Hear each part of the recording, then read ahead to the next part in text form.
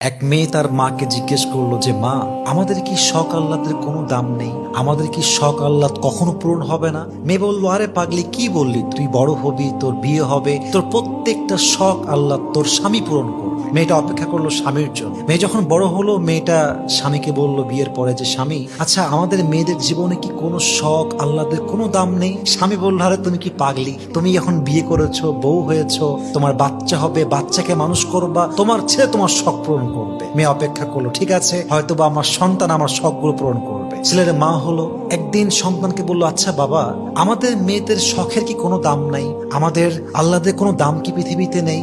সন্তান বলছে, মা তোমার কি মাথা খারাপ? তোমার বয়স হয়ে গিয়েছে, তোমার এক পা কবরে ঢুকে গিয়েছে, তুমি এখন আল্লাহ বিল্লাহ করবা, কবরের ফিকির করবা। তখন মেয়েটা বুঝতে পারলো যে আসলে পৃথিবীতে নারীদের শখ বলতে কিছু নেই। পৃথিবীটা নারীদের আহ্লাদ পূরণের জায়গা নয়। নারীদের প্রথম এবং শেষ ঘর কবর ছাড়া আর কিছুই হতে পারে না। ঠিক কিনা বলেন?